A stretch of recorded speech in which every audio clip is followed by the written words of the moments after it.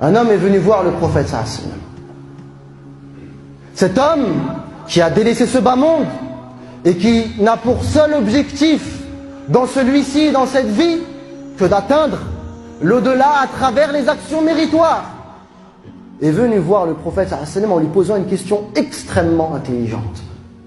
Il lui a dit: ô prophète d'Allah, quelle est la personne la plus aimée auprès d'Allah?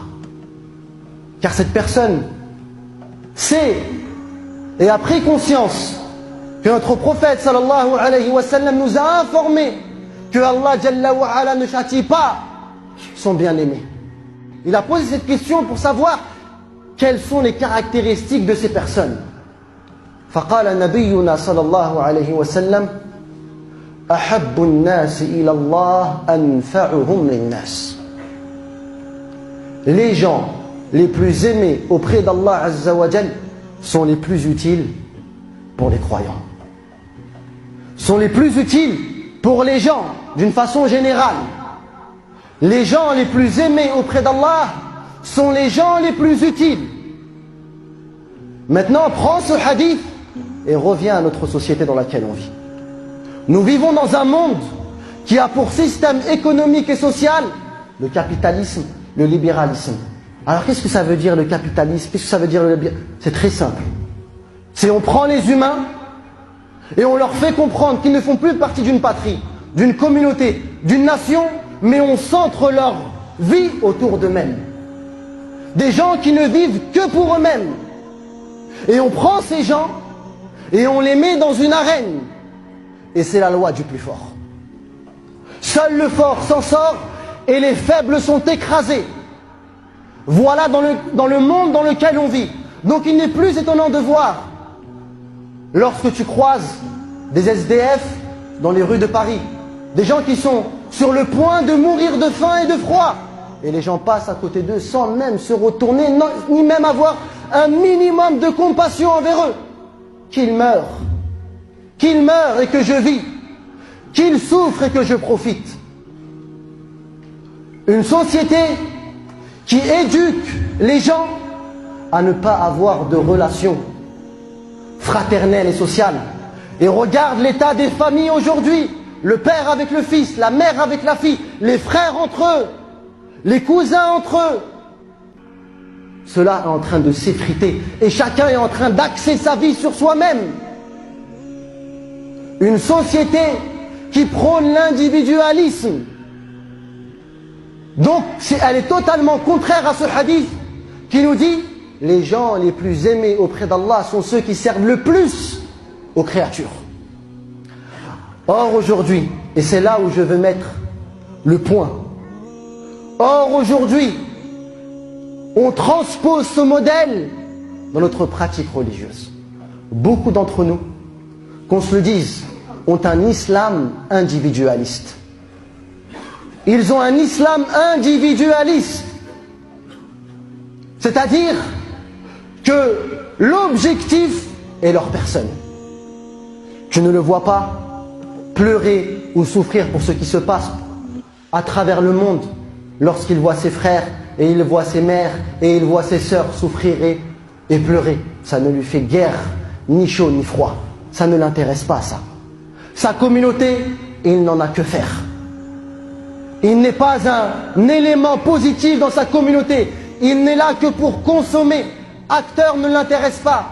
Il n'est pas là pour élever sa communauté et travailler pour elle. Pire encore, certains utilisent la religion pour leur propre personne. Certains utilisent leur religion pour leur propre personne. Et cet islam individualiste tend à se propager. Et quels sont, après avoir posé cette question, qui est la personne la plus aimée? Il a compris qui était-ce. Il a compris que c'est celui qui sert le plus aux autres. Donc maintenant il a voulu savoir, d'accord, je dois servir les autres, mais quelles sont les actions les plus méritoires pour servir les autres? Alors le prophète sallallahu lui a dit: Ahabbul a'mali ila Allah. L'action la plus aimée auprès d'Allah Jalla wa Ala, an tudkhila as-surur ala qalbi muslim. Le fait que tu mettes la joie et le bonheur dans le cœur de ton frère. Voilà l'action la plus aimée et la plus méritoire auprès d'Allah Jalla wa Ala. Vous voyez quand je vous dis que Satan est venu et a changé les priorités des croyants, aujourd'hui sourire à son frère ne sert à rien. Aujourd'hui offrir un cadeau à son frère est quasiment inexistant. Aujourd'hui aider ses frères et se sacrifier pour ses frères et mettre ses frères en avant est un cas extrêmement rare. Rares sont les gens qui ont ce comportement religieux. Et le prophète sallam nous dit dans ce hadith, dans la suite de ce hadith, et aider mon frère dans un de ses besoins, être à son chevet, être son épaule dans une difficulté parmi ses difficultés, est plus aimé auprès de moi que de faire la retraite spirituelle dans la mosquée prophétique à Médine pendant un mois. Or, on sait tous qu'une prière dans la mosquée prophétique équivaut à 1000 dans d'autres mosquées. Imaginez-vous la récompense d'une personne qui reste dans une retraite spirituelle un mois dans la mosquée prophétique à Médine en train de prier. Quelle est sa récompense? Une récompense énorme. Mais cette récompense ne vaut même pas le sourire qui apparaît sur les lèvres de ton frère lorsque tu lui fais un cadeau. Ensuite, le prophète sallallahu alayhi wa sallam nous dit: et celui qui fait en sorte d'épauler son frère dans une affaire, dans une difficulté qui le touche, jusqu'à ce que cette difficulté ne parte. Il reste à son chevet et il reste avec lui jusqu'à la fin. Il patiente, c'est pas il l'aide 2 secondes et il part. Il reste avec lui jusqu'à la fin. Le prophète sallallahu alayhi wa sallam nous dit: alors Allah jalla wa ala raffermira ses pas le jour de la résurrection, le jour où les gens glisseront dans le feu de l'enfer. Le jour où les gens glisseront sur le pont, ceux qui seront fermes sont ceux qui ont vécu avec leurs frères, qui ont sacrifié pour leurs frères. لذلك يقول النبي صلى الله عليه وسلم: المؤمن يألف ويؤلف. Le croyant aime être avec ses frères et ses frères aiment être avec lui. Une personne de bonne compagnie. Tu sais que si tu as un problème, tu le trouveras. Tu sais que si tu as besoin de te confier, il tendra son oreille. Tu sais qu'il t'aime plus qu'il s'aime lui-même. Cette personne-là est le véritable croyant. وقال النبي صلى الله عليه وسلم: والمنافق. Et l'hypocrite, la ya'laf wa la yu'laf. Et l'hypocrite n'aime pas la compagnie de ses frères. Dès qu'il est avec un frère, il le regarde de haut en bas, il le scanne, quelle est l'erreur? Alors forcément les gens n'aiment pas sa compagnie. Une personne qui ne cherche que les erreurs, une personne qui ne cherche qu'à rabaisser, une personne qui ne cherche que les défauts. Comment peut-on aimer sa compagnie? لذلك يقول النبي صلى الله عليه وسلم: لا خير في من لا يرجى خيره ويتقى شره. Il n'y a pas de bien dans une personne dont les musulmans ne sont pas à l'abri de son mal et dont les musulmans n'ont aucun espoir de son bien. Il n'y a pas de bien dans cette personne. Le frère, tu vas le voir, tu dis: va voir le frère. Non mais lui, ça ne sert à rien. Lui, de toute façon, si je vais le voir, il va me fermer la porte. Ça ne sert absolument à rien d'aller le voir, lui. D'accord? Appelons-lui pour qu'il nous aide. Lui, il t'aidera jamais. Oublie-le, lui.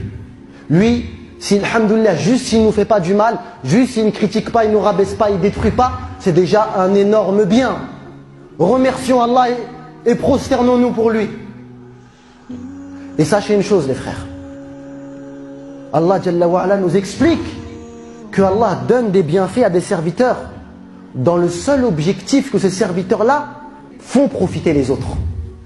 Le seul objectif de tes bienfaits et de cet argent-là, Allah t'a éprouvé avec cet argent, avec ces bienfaits, pour que tes frères qui sont privés de cela en profitent et qu'ils jouissent de ces bienfaits. Et Allah Azza wa Jal nous dit, ou le prophète Hassan nous informe: وَإِنَّ اللَّهَ لَا يُقِرُّهَا. Et Allah agrée ses bienfaits tant qu'ils sont dépensés. Mais si ce serviteur garde ses bienfaits pour lui, le jour de la résurrection, il devra répondre sur chaque bienfait un à un. La moindre gorgée d'eau sera sujet à une question auprès d'Allah Jalla wa Ala. Ne vous trompez pas, ces bienfaits ne sont pas un signe d'amour. Non, il se peut que ces bienfaits soient un signe de colère. Lorsque tu gardes ces bienfaits pour toi et que tu prives tes frères qui sont en train de mourir les uns après les autres. Lorsque tu sais que dans certains pays d'Afrique, comme dans le nord du Mali et comme en Côte d'Ivoire, il y a des centaines, des milliers de musulmans, de petits enfants qui apprennent le Coran, qui perdent la vue car ils n'ont pas 10 centimes d'euros pour s'acheter un médicament qui leur permette d'acquérir certaines vitamines pour garder la vue. Où sont ces personnes qui ont de l'argent dans cette communauté? Lorsque tu sais que certains de nos frères à travers le monde mangent des chats, mangent des ordures, où sont ces personnes qui ont ces bienfaits et qui ne remercient pas Allah Jalla wa Ala? Anfa'uhum linnas, celui qui sert le plus à sa communauté. Regarde ce que tu fais pour ta communauté. Regarde comment tes frères te voient. Te voient-ils comme un soutien ou te voient-ils comme une barrière? Réfléchis et définis-toi avant d'arriver devant Allah Jalla wa Ala et d'avoir des surprises.